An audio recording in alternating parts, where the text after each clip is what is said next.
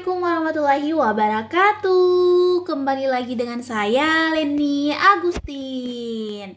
Oke guys, untuk pada malam hari ini kita akan langsung aja melanjutkan prediksi soal UMPTKIN tahun 2025. Dan pada malam hari ini kita sudah berada di part yang ke-6. Nah, jadi buat teman-teman yang belum nonton part 1, 2, 3, 4, dan 5 silahkan nonton terlebih dahulu ya, karena soalnya itu saling berhubungan atau aku saling sambung aja ya, tapi beda-beda pelajaran. Entah itu aku bahas bahasa Indonesia, literasi membaca, matematika, keagamaan, dan pada malam hari ini kita bakal bahas soal analogi, oke? Karena sebenarnya ini udah aku bahas di part berapa ya, cuman masih banyak yang minta soal analogi. Karena katanya soalnya sih gampang ya, tapi banyak option yang mengecoh. Jadi jangan sampai kalian salah pilih jawaban. Oke, langsung aja ya. Kita sudah berada di nomor 15 karena aku mulai dari part 1 itu nomor 1, jadi aku sambungin aja sampai sekarang udah nomor 15. Langsung aja ya kita bahas soalnya. Di sini ada kata janji. Janji titik-titik sama dengan titik-titik tindakan. Oke, nah seperti yang aku bilang, untuk mengefisienkan waktu kalian ujian, kalian harus paham apa sih analogi itu kalian nih. Jadi analogi adalah kata-kata yang saling berhubungan, berkaitan atau berkesinambungan. Oke, jadi kalian pakai aja kata kunci ini, berhubungan dan berkaitan atau berkesinambungan.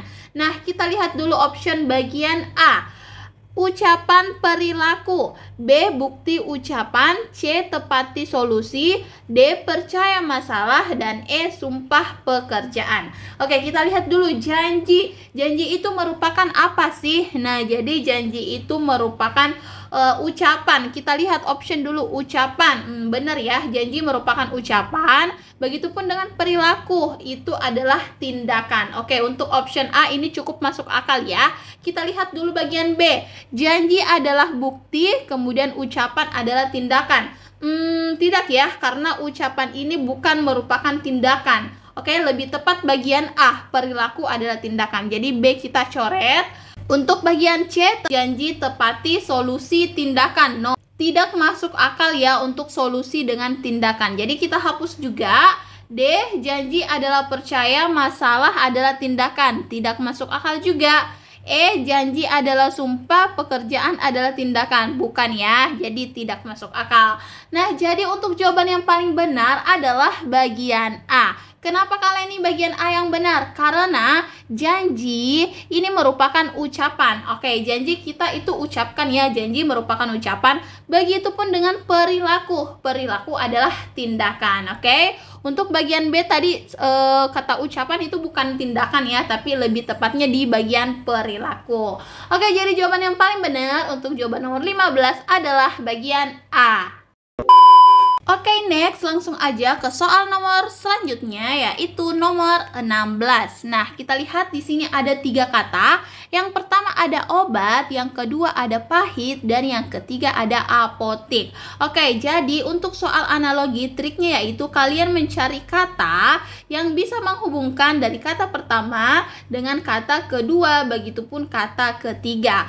Oke, kita lihat untuk kata pertama yaitu obat, kemudian pahit. Nah, obat itu rasanya pahit. Oke, jadi kita menemukan kata yaitu rasa. Obat itu rasanya pahit. Kemudian dibeli di apotik. Oke, jadi kita menggunakan 2 kata kunci yaitu rasa dan beli. Nah, tinggal kita lihat optionnya mana yang paling tepat. Untuk bagian A, semen rasanya kasar. No, bukan ya, karena semen itu bukan rasa ya, tapi teksturnya yang kasar. Oke, jadi kita coret bagian A. Kemudian bagian B, buku rasa menulis. No, tidak masuk sama sekali ya. Langsung kita coret aja. Kalau misalnya kata-katanya udah tidak nyambung, langsung aja kalian coret. C, buah rasanya manis. Masuk ya. Kemudian beli di pasar. Masuk ya. Ini bagian C, kita checklist dulu deh. Kita lihat option D dengan E, apakah ada jawaban yang paling benar. Untuk bagian D, bunga rasanya harum. No, bukan ya, tapi aromanya yang harum, bukan rasa. Kemudian E, sepatu rasanya bau, bukan ya, tapi baunya gitu. Yang penting bukan rasa ya kalau sepatu. Nah, jadi kita sudah menemukan jawaban yang paling benar adalah bagian C. Kenapa C kalian nih? Karena tadi kita mencari dua kata yang saling berhubungan atau berkesinambungan, berkaitan sesuai dengan analogi, yaitu obat rasanya itu pahit, kemudian dibeli di apotek. Begitupun dengan bagian C, yang benar adalah buah rasanya manis dan dibeli di pasar. Oke, kalau misalnya ada pertanyaan nih menyangkut soal ini, kalian boleh banget komen di bawah. Oke, next lagi soal nomor 17. Coba kalian pause dulu deh videonya. Apakah kalian udah tahu jawaban dari soal nomor 17? Kalau misalnya bener nih, kalian komen ya.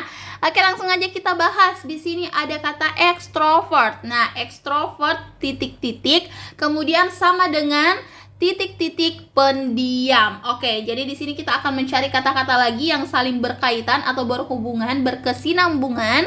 Yang pertama ada kata extrovert. Extrovert itu apa sih? Nah, jadi extrovert itu yang kita tahu ya, bahasa anak gaul sekarang, yaitu sering digambarkan dengan orang yang banyak bicara ya, banyak bicara, atau dia bersosialisasinya secara dominan ya. Dan lawan katanya itu adalah introvert. Jadi kita tulis dulu, extrovert itu adalah banyak bicara atau bersosialisasi. Nah, kita pakai kata yang paling apa ya nantinya, yang paling masuk deh. Dan lawan kata dari extrovert yaitu introvert. Oke. Nah, kita lihat untuk bagian A, extrovert, kepribadian dan sifat. No, bukan ya. Bukan, jadi langsung kita coret aja. B, introvert dan ambivert. No ya, tidak, maksud sama sekali tidak ada hubungan dengan ambivert. Oke. C, banyak bicara. Nah, ini nih, extrovert yaitu orang yang banyak bicara. Begitupun dengan introvert adalah orang yang pendiam. Nah, bener nih, bagian C kita checklist dulu ya. Siapa tahu bagian D dan E lebih tepat lagi. Bagian D, introvert dan ceria. No, tidak ya, karena extrovert, kalau misalnya extrovert dihubungkan dengan introvert, ceria dengan pendiam itu kan tidak masuk akal. Oke, jadi bagian D juga salah. Kemudian E, pembisnis dan penulis, tidak masuk akal sama sekali ya, karena bukan mengenai sifat extrovert dan juga introvert. Oke, jadi jawaban yang paling benar adalah bagian C. Kita ulangi sekali lagi kata-katanya, siapa tahu ada yang lebih tepat lagi, yaitu extrovert merupakan orang yang banyak bicara. Oke, begitupun dengan introvert adalah orang yang pendiam. Oke, jadi sudah benar ya. Jawaban untuk nomor 17 adalah bagian C. Oke guys, next ya, soal yang terakhir. Nah, ini soal terakhir. Apakah kalian sudah bisa menebak nih jawabannya apa? Gampang banget ya, cuman 1 detik aja nih. Kalau soal analogi itu kalau kalian paham, pasti kalian udah langsung bisa menebak jawaban yang benar. Oke, langsung aja kita baca dulu. Di sini ada kata Alkitab dan Kristen. Oke, kita cari dulu apa sih kata-kata yang bisa menghubungkan kedua kata ini, Alkitab dengan Kristen. Oke, Alkitab itu merupakan kitab suci ya, kitab suci dari agama Kristen. Oke, jadi di sini kita menggunakan kata kitab suci, oke, merupakan kitab suci dari Kristen.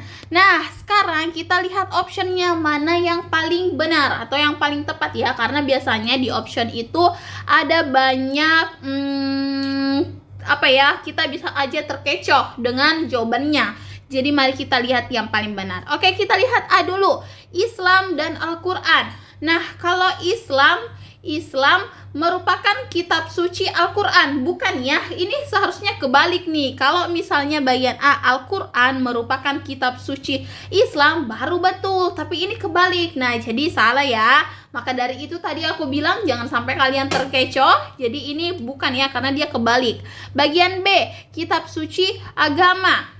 Kitab suci agama, salah ya. Kita tidak bisa memakai atau menggunakan kata kitab suci sesuai dengan kata kunci yang sudah kita kaitkan dengan soalnya tadi. Bagian C, Weda. Weda merupakan kitab suci dari agama Hindu. Nah, bener ya ini ya. Weda itu merupakan kitab suci agama Hindu kan? Oke, kita checklist dulu deh bagian C.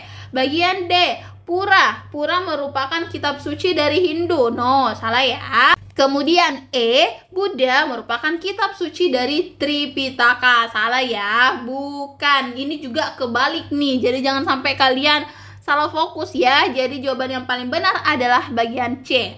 Kita kaitkan dulu kata-katanya. Alkitab merupakan kitab suci dari agama Kristen. Begitupun dengan Weda merupakan kitab suci dari agama Hindu. Oke, jadi untuk nomor 18 ini jawaban yang paling benar yaitu juga bagian C.